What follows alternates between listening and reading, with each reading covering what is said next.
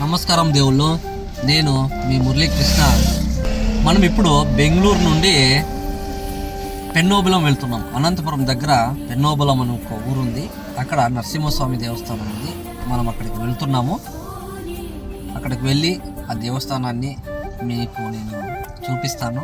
నా జతలో మా అన్న శ్రీనివాస్ అని ఉన్నారు. బెంగళూరులో మా స్నేహితులు వీళ్ళు. మేము అక్కడికి వెళ్తున్నాము పెన్నోబిలానికి. మేమిద్దరూ కలిసి రండి, ఆ దేవస్థానాన్ని మీకు చూపిస్తాను. రండి.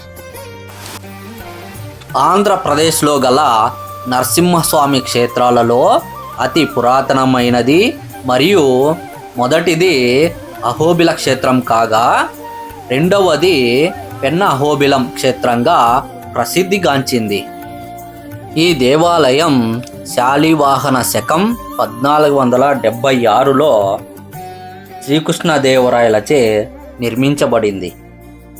ఈ క్షేత్రం ఉన్నది అనంతపురం నుండి ఉర్వకొండకి వెళ్ళే రహదారికి 3 కిలోమీటర్ల దూరంలో ఉన్న ఒక కొండపైన శ్రీ పెన్ను అహోబిలం శ్రీ లక్ష్మీ నరసింహస్వామి దేవస్థానాన్ని నిర్మించినారు. ఈ కొండపై ఉద్దాలక మహర్షి తపస్సు చేసినట్టు చరిత్ర చెబుతోంది. ఈ కొండ కింద భాగమున తూర్పు దిశకు గొల్లపల్లి అనే గ్రామము ఉండేదట. ఈ గ్రామములో ప్రతిదినము ఒక గోవు బిలములో పాలును జారి విడిచేదట. బిలము అంటే రంధ్రము. ఒకరోజు గోవు యజమాని తన గోవు పొదుగులో పాలు లేకుండా ఉండుట గమనించి కలత చెందగా శ్రీ లక్ష్మీ నరసింహస్వామి స్వప్నంలో కనిపించి, నేను నీ గోవు క్షీరమును సేవించుచున్నానని తెలియజేయగా, గొల్లవాడు సంతోషభరితుడై అక్కడికి వెళ్ళి బిలము దగ్గర శోధించగా, బిలముపై భాగమున స్వామివారి పాదముద్రికలు గల శాలిగ్రామ శిలపై స్వామివారి కుడిపాద ముద్ర కనిపిస్తుందంట. కొండ కింద భాగమున నైరుతి దిశలో శ్రీ లక్ష్మీదేవి అమ్మవారి శిల కనిపిస్తుందంట. అప్పుడు గొల్లపల్లి వాసులు శ్రీ లక్ష్మీ నరసింహస్వామికి లక్ష్మీదేవికి చిన్నగా ఒక దేవస్థానాన్ని నిర్మించి పూజలు చేస్తారంట.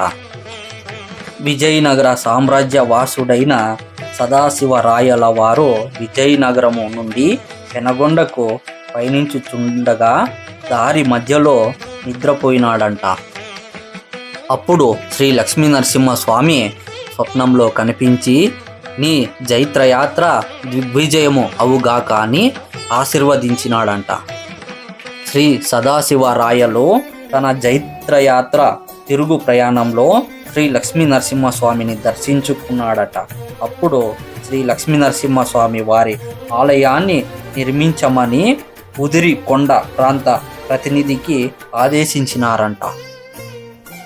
శ్రీ లక్ష్మీ నరసింహస్వామి ఆలయమునకు పెన్నహోబిల క్షోత్రియ గ్రామము దానముగా ఇచ్చినట్లు శాసనము ద్వారా తెలియచున్నది.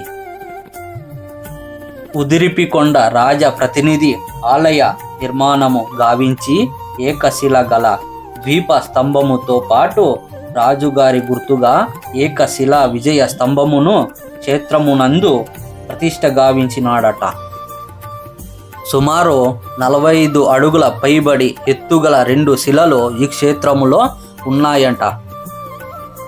ఈ ఆలయంలో శ్రీ లక్ష్మీ నరసింహస్వామి తర్వాత అమ్మవారి విగ్రహాలు స్వయంభువుగా వెలిసినవేనట. ఈ క్షేత్రం పెన్నా నది ఒడ్డున వెలసినందున మరియు శ్రీ లక్ష్మీ నరసింహస్వామి పాదముద్రల కింద బిలము ఉండుట వలన పెన్నహోబిలం అని పేరు పిలువబడుతోంది. శ్రీ స్వామివారి అభిషేకించిన తీర్థమంతయు పాదాల కింద ఉన్న బిలంలోకి వెళ్ళి అక్కడి నుండి పెన్నా నదిలో కలుస్తుంది. అందువలన పెన్నహోబిలం అని పిలువబడుతోంది. శ్రీ స్వామివారి కొండ క్రింద భాగమున ఉన్న బుగ్గ కోనేరు చాలా ప్రసిద్ధిగాంచినది. ఇందులో ఉన్న జలమంతయు చాలా పవిత్రముగా భక్తులు భావించటమే కాక రోగ నిరోధక శక్తిగా కూడా పని చేయుచున్నదని భక్తుల ప్రగాఢ విశ్వాసం.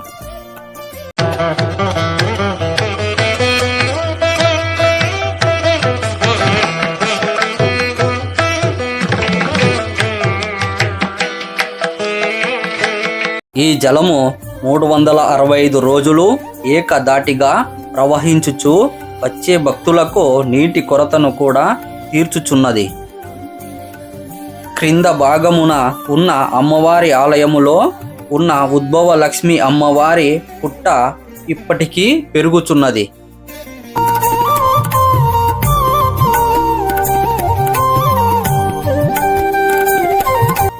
ఈ దేవస్థానమునందు వైఖానస సాంప్రదాయములతో ప్రతినిత్యము అర్చన కార్యక్రమములు జరుగుచున్నవి.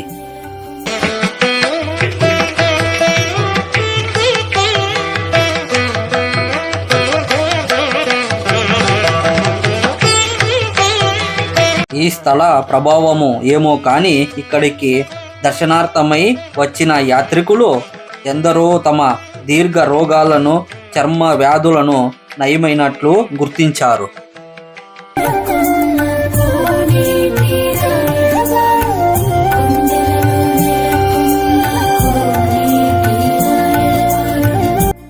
ఈ పవిత్ర స్థలము నుండి ప్రవహించే నీరు మరిమాను వేళ్లను తాకి వచ్చిన నీటిని తాగటం వలన మరియు స్నానం చేస్తే చర్మ వ్యాధులు నయమవుతాయని భక్తుల విశ్వాసం.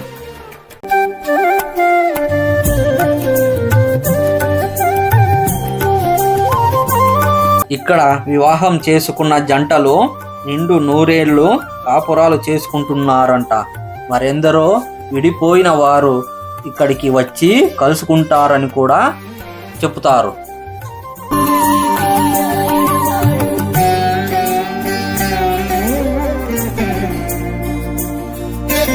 వివాహమైన దంపతులకు సంతానము కాకపోతే సెలయేట పక్కన పాము పుట్టపై చెట్టుకు చీర కొంగు చించి కట్టి పాము పుట్టలో పాలు పోసి నోచితే పిల్లలు పుడతారని ఇక్కడి భక్తుల విశ్వాసం.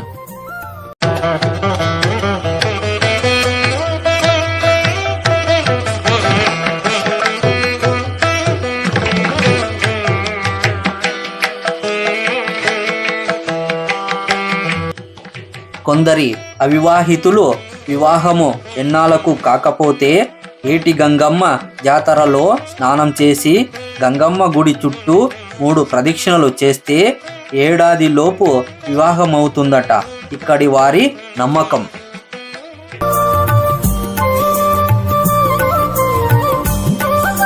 ఈ ప్రాంతంలో ఋషులు, మునీశ్వరులు ఎందరో తపస్సు చేసిన స్థలము కనుక ఇక్కడ వనమూలికలు కూడా ఉన్నట్లు, వాటి వల్ల సర్వ రోగ నివారణ జరిగిందని గ్రామ పెద్దల ద్వారా తెలుస్తున్నది.